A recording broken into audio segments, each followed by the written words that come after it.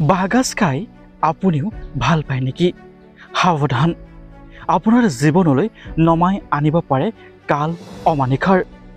বাঁহৰ গাজ খাই কম বেছি পৰিমাণে সকলোৱে ভাল পায়, কিন্তু এই বাঁহৰ গাজত যিমান উপকাৰী গুণ আছে সিমান কিন্তু অপকাৰী গুণো আছে।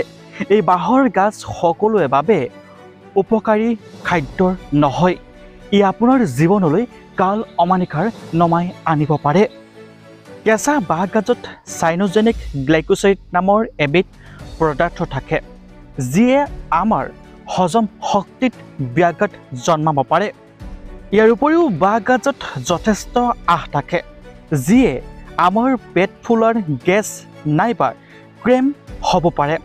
এইবোৰে পাচনতন্ত্ৰৰ বিভিন্ন ৰোগ সৃষ্টি কৰিব পাৰে।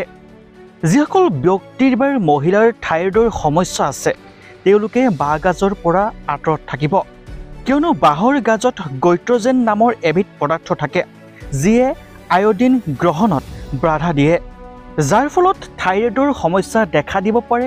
আৰু যিসকল ব্যক্তিৰ বা মহিলাৰ থাইৰয়ডৰ সমস্যাত ভুগি আছে তেওঁলোকৰ ৰোগ আৰু অত্যাধিক বৃদ্ধি পাব পাৰে।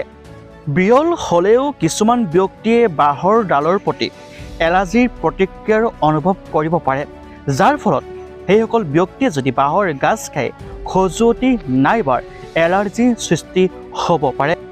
যিসকল ব্যক্তিয়ে কিছুমান ৰোগত ভুগি ঔষধ খাই আছে সেইসকল ব্যক্তিয়ে বাঁহগাজৰ পৰা দূৰত থকাটো উচিত, কিয়নো বাঁহগাজে বহুত ঔষধৰ লগত পাৰস্পৰিক ক্ৰিয়া কৰে, যাৰ বাবে যিসকল ৰোগীয়ে ঔষধ সেৱন কৰি আছে বিভিন্ন ৰোগত ভুগি তেওঁলোকৰ বাবে অতি বিপদজনক হ'ব পাৰে। অত্যাধিক পৰিমাণে বাঁহৰ গাজ খালে গাৰ বিষ নাইবা পুৰণি বেমাৰ উকাব পাৰে।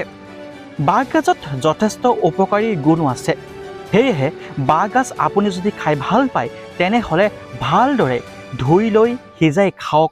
কেঁচা বাঁহগাজ যিহেতু অসমীয়াৰ থলুৱা সমাজত বাঁহৰ গাজৰ পৰা খৰিচা প্ৰস্তুত কৰা হয় আৰু এই খৰিচাসমূহে বিভিন্ন ৰোগৰ সৃষ্টি কৰিব পাৰে। খৰিচাৰ দালিত দি ভালদৰে সিজাই খালে একো অনিষ্ট নকৰে, কিন্তু সেই খৰিচা আকৌ বহু লোকে কেঁচাকৈ নিমখ তেল দি খাবলৈ ভাল পায়। সেইসকল ব্যক্তিৰ কিন্তু বিভিন্ন ৰোগ দেখা দিব পাৰে, যেনেধৰণৰ গেছ, থাইৰয়ডৰ সমস্যাৰ, হজম শক্তি যি আমাৰ সকলোৱে আছে তাত ব্যাঘাত জন্মিব পাৰে। ইয়াৰ উপৰিও কেঁচাকৈ খৰিচা খালে বিভিন্ন পাচনতন্ত্ৰৰ সমস্যাৰ দেখা দিব পাৰে।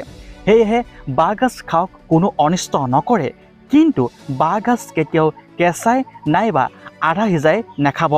এনেদৰে খালে আপোনাৰ শৰীৰত দেখা দিব পাৰে বিভিন্ন ৰোগ।